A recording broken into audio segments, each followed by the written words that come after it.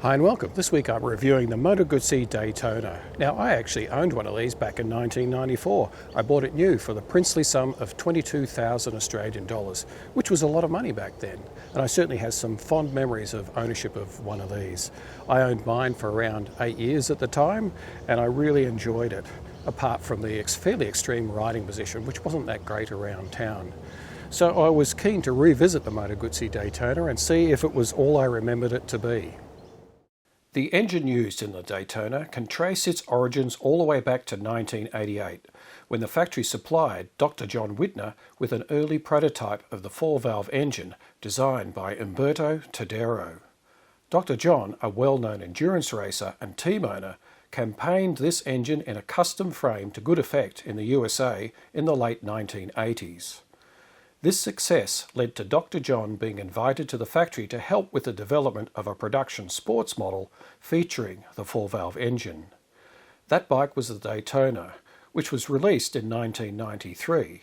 And as you can see, the Daytona bears a remarkable resemblance to Dr. John's original race bike with its box section spine frame. The Daytona was also the basis of several later models, including the Daytona Racing, the Daytona RS, which featured updated suspension and styling, and the Naked Centaro, which was designed by Luciano Marabesi for the 75th anniversary of the Moto Guzzi factory. Several 2-valve models were also introduced using the spine frame, including the Sport 1100 and the later V11 series in 1999, which were true Grand Touring models. Now the braking is probably one of the areas where the bike probably doesn't stand the test of time. The Daytona was only fitted with 300mm front discs, and they require a very firm pressure to pull up what is effectively a fairly heavy motorcycle. The rear brake is fine, though if you put too much pressure on it you can actually lock up the rear, but that is reasonably difficult to do. So overall, it's got fairly period braking. It's certainly better brakes than the bike that preceded it, which was the Le Mans 1000, but it certainly wasn't up to the brakes of the Ducati 916, which came just a year after, or even the Ducati 888s, which had 320mm discs on them. So in that respect, the braking of this bike really is a little bit of a limitation. But then again, it is a period bike, and you've got to accept those limitations when you buy an older motorcycle.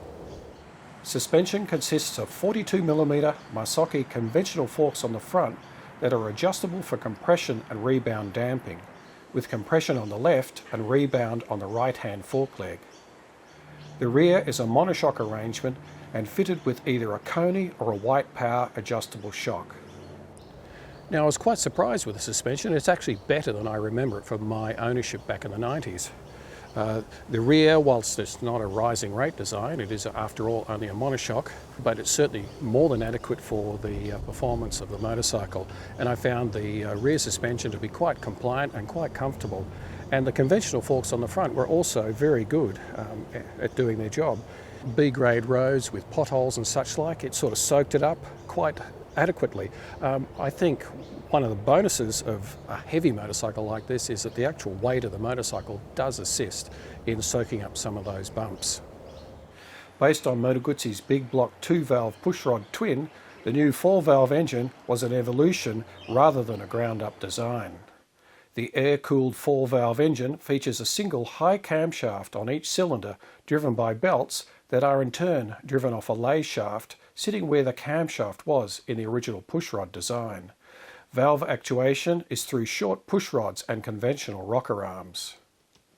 The engine has a capacity of 992 cc's with a bore and stroke of 90 by 78 mm. The compression ratio is 10.5 to 1, and the induction is via a Weber-Morelli electronic fuel injection unit with 2 throttle bodies. The Daytona's 4-valve engine develops 95 horsepower at 8,400 RPM with a maximum torque of 98 Nm at 6,600 RPM at the crank. Now, the engine is a standout feature of this bike, and it is really the most enjoyable part of this motorcycle. The way it delivers power is linear, and there's certainly plenty of bottom end torque. You know, it actually quite surprised me compared to my Le Mans 1000. It certainly revs freer, but it certainly seems to have the same horsepower down low. It doesn't seem to matter what gear you're in, you just pull away smoothly and effortlessly in almost any gear. Power is transmitted through a dry clutch to a 5-speed gearbox that can trace its heritage all the way back to the early 70s. Gear changes can be a bit hit or miss until you get used to the long lever throw and are best done slowly and deliberately to start with. But after a bit of practice, fast, clutchless upshifts under heavy acceleration are easily accomplished. Drive to the rear wheel is via Moto Guzzi's signature shaft drive and bevel box, but new to the Daytona is the torque rod fitted to the bevel drive, which reduces torque loading of the suspension under heavy acceleration or engine braking. The only downside of this new arrangement is that the uni joints are now exposed to the elements, which can shorten their service life. Now, the handling of this bike is definitely very period. The bike has a fairly long wheelbase and does require a little bit of counter steering to get it in and out of corners. It probably doesn't require as much as my earlier Le Mans 1000, which is the model that preceded it, but you know, it doesn't really handle like a modern motorcycle. It requires a bit of care to line up your corners before you go in, but it certainly enjoys braking early and then accelerating through a corner seems to be the best way to do it. And it certainly prefers, with its longer wheelbase, long sweepers. So I would say that handling wise, it's more a motorcycle suited for high-speed work, you know, sort of freeway work where you've got long sweepers rather than the really tight corners that you might get where I ride up the Yarra Valley. The Daytona has cast alloy wheels fitted with a 120/70/17 on the front and a 160/60/18 on the rear. The later RS model Daytona came with 17-inch wheels all round.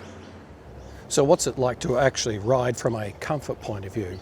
Well, the seat's reasonably comfortable, but the foot pegs are fairly high to give you ground clearance so that your legs are bunched up fairly tight into the body, and the bars are actually very low. This probably has the lowest bars of any sporting Moto Guzzi to that date. And from that point of view, the actual ergonomics of the bike are really full-on sports, even though from a performance handling point of view, it really leans more towards a GT style bike. So in that respect, the seating position and ergonomics are a little bit extreme for the actual performance and handling package that the bike actually delivers. And I certainly found that back in the 90s when I owned one of these. It really wasn't a city bike, it was more a country bike for weekend rides. I used to actually commute on mine a fair bit, and I found it fairly hard going. And now that I'm in my late 60s, it's even harder going. So I couldn't recommend this as a motorcycle for an older gentleman unless they happen to be particularly fit or do a lot of yoga. The Daytona has a box section spine frame that uses the engine as a stressed member. It has a wheelbase of 1,460.5 millimeters and a wet weight of 227 kilograms. The seat height is 785 millimeters and the fuel capacity 19 litres. The Daytona features a race-inspired instrument panel that consists of a white-faced analog speedo and tacho and a number of warning lights, whilst the switchgear is typical Italian fare of the era. On a side note, Australian-delivered Daytonas were fitted with a larger headlight that did look a little out of place compared with Italian-delivered bikes. In summary, this is one of the most iconic sporting motorcycles that Moto Guzzi has ever produced, and certainly owning one of these would be a must for any serious Moto Guzzi collector. It's certainly not a motorcycle for everyone. The comfort levels on a serious sports bike like this certainly does limit its appeal to potential buyers, But if you're a serious Moto Guzzi nut, even getting a ride on one of these, it certainly should be on your bucket list. Well, I think that's about it for this particular video. I'd like to thank A1 Motorcycles for loaning me this Moto Guzzi Daytona for the day. I only had a short period of time with it, and it certainly tested my aging body, I can tell you. Well, I'll catch you next time.